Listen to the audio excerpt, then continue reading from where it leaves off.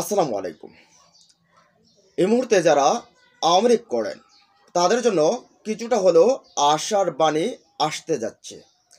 বাংলাদেশে যে এখন সবচেয়ে বেশি যে আলোচনাটা হচ্ছে সেটা হচ্ছে সামনে যে নির্বাচন হবে সেই নির্বাচনে আসলে আওয়ামী লীগ অংশগ্রহণ করতে পারবে কিনা বা রাজনৈতিকভাবে আওয়ামী লীগকে নিষিদ্ধ করা হবে কিনা, কারা কারা চাচ্ছে আর কারা চাচ্ছে না সেই বিষয়টা, এবং নির্বাচনে আওয়ামী লীগ অংশগ্রহণ করতে পারবে কিনা সেই বিস্তারিত বিষয়, দেশি বিদেশি চাপ এবং দেশের এই যে দলগুলোর সমর্থন বা অসমর্থন যা রয়েছে সেই বিষয়গুলোই আজকে থাকছে।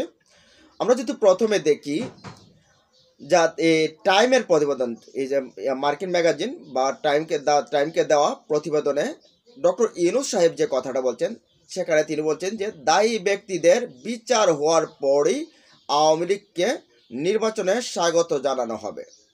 তো এখানে কিন্তু বলা হয় নাই যে আওয়ামী লীগকে নির্বাচন করতে দেওয়া হবে না। দায়ী বলতে এভারেজ সবাইকে বলা হয়নি, বলছে যে দায়ী ব্যক্তিদের বলতে এই যে জুলাই আগস্টের যে গণ অভ্যুত্থান সেই অভ্যুত্থানে দায়ী ব্যক্তিদেরকে বিচার হওয়ার পরে তাদেরকে নির্বাচনে স্বাগত জানানো হবে। তার সাথে সাথে আমরা যদি দেখি বিএনপি কিন্তু তারা বলছে যে আওয়ামী লীগকে নিষিদ্ধ করার পক্ষে তারা না, তারা স্পষ্ট জানিয়ে দিয়েছে যে কোনো দলকে নিষিদ্ধ করা হোক সেটা আমরা চাই না, যেটা বারবার কিন্তু চাইতো আওয়ামী লীগ সেই জিনিসটা থেকে তারা তাদের জায়গা থেকে উদারতা দেখিয়েছে। যেমন সর্বশেষ আমরা দেখতে পেলাম সম্ভবত 31শে জুলাই সম্ভবত জামাত এবং শিবিরকে নিষিদ্ধ করে দিয়েছিল আওয়ামী লীগ।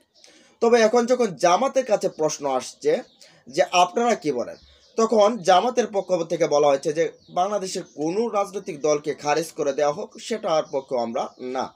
এটা হচ্ছে একটা উদারতার বিষয় যে আসলে কোনো দলকেই খারিজ করে দেওয়া হোক। তবে এখানে বিষয় আছে, তারা বলছে যে আসলে এদেশের জনগণ জানে কারা কি করেছে, জনগণই তাদের সিদ্ধান্ত নেবে। তারা বিচারটা কিন্তু জনগণের উপর ছেড়ে দিয়েছে। জনগণ তাদের বিচার বলতে তাদের ব্যাপারে সিদ্ধান্ত নেবে যে আসলে তারা রাজনীতি করবে বা রাজনীতি করবে না। এই বিষয়গুলো নিয়ে জনগণ তাদের অভিমত জানাবে। তাদেরকে স্পেসিফিক বিএনপিও না জামাতও না স্পষ্টভাবে তারা নিষিদ্ধের ডাক দিবে না, এটা বোঝা যাচ্ছে। জাতীয় পার্টি তো তাদের সাথে অবশ্যই আমেরিকার সাথেই আছে, যদিও এখন পর্যন্ত বলছে যে আমাদেরকে ব্যবহার করা হচ্ছে। এখন শুধু শুধু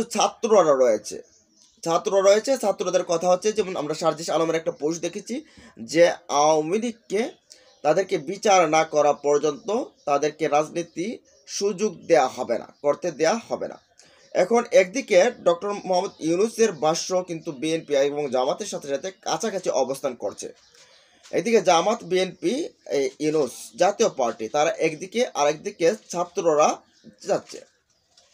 তো এদিকে ছাত্ররা আসলে কতটা সফল হবে, তো আসলে একথাটাও সঠিক যে দেশের ভেতরে যারা আওয়ামী লীগ করেছে সবাই আবার একরকম না, সবাই কিন্তু এই স্বৈরাশাসক যেটা আচরণ করেছে সবাই কিন্তু গুম খুনের সাথে জড়িত না, অনেকেই ভালো তাদের ভেতরে রয়েছে। তো যারা দোষী তাদের জন্য কি তারা রাজনীতি ছেড়ে দিবে? তারা কি করতে পারবে না? একটা দলকে আসলে একটা দল তো আর গেছে, এই দল তো আর একটা বিচারের মুখোমুখি হবে না। দলের যারা এই কর্তা ব্যক্তি রয়েছেন, যারা দোষী হয়েছেন তারাই কিন্তু এটার সাথে যারা জড়িত, যারা দোষ করেছেন তারাই কিন্তু আসলে বিচারের মুখোমুখি হবেন। তো আমরা ডক্টর ইউনূস আর কি বলছেন, দ্য হিন্দুর ভিতরে একটা প্রতিবেদনে তিনি কথা বলছিলেন, সে বিষয়টা আসছে, আমরা দেখি কি বলছি তিনি দ্য ম্যাগাজিনের ভিতরে। আওয়ামী লীগকে নির্বাচনে আনা নিয়ে সরব আলোচনা।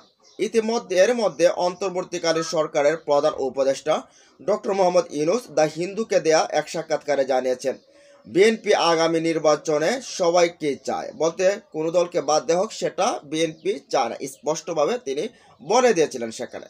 তবে তার চেয়ে তিনি আওয়ামী লীগের নির্বাচনে অংশ নিয়ে আরও পরিষ্কার জানিয়েছেন। ডক্টর মোহাম্মদ ইউনূস বলছেন হত্যা ও নির্যাতনের জন্য দায়ী ব্যক্তিদের জবাবদিহিতার আওতায় আনার পর আওয়ামী লীগকে নির্বাচনে স্বাগত জানানো হবে। যুক্তরাষ্ট্রের বিখ্যাত টাইম ম্যাগাজিনের প্রকাশিত এক প্রতিবেদনে এসব কথা বলা হয়েছে বৃহস্পতিবার। তিনি বলেন নির্বাচনে অংশগ্রহণের ক্ষেত্রে অন্য যে কারো মতো তারাও স্বাধীন।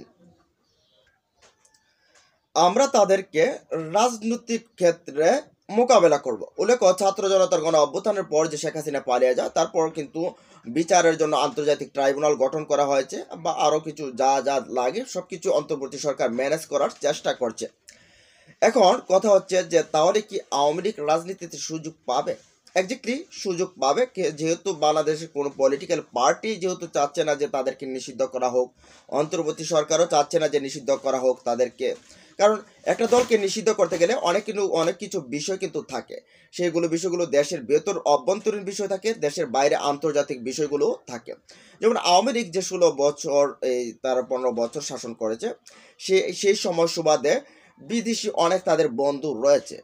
আর যখন তুই তাদেরকে নিষিদ্ধ করতে যাবে, তখন তাদের একটা চাপ থাকবে, তাদের বিভিন্ন ক্ষেত্রে তারা বাধা দেবে। তারা কিন্তু কথা বলে, বিশেষ করে তো পশ্চিমা যারা রয়েছে, তারা কিন্তু দেখা গেছে যে তারা আসলে যে সরকারে আসুক তাদের না কোনো একটা খুদ ধরে, বা বিরোধী দলের পক্ষে তারা অবস্থানে মানবাধিকার বিষয় কথা কিন্তু এরই মধ্যে কিন্তু অনেকবার কথা বলা হয়েছে। তো এই হিসাব নিকাশটা করলে আসলে যে দেখা যায় যে আওয়ামী লীগকে নিষিদ্ধ করতে গেলে দেশি বিদেশি একটা চাপ কিন্তু থাকছে।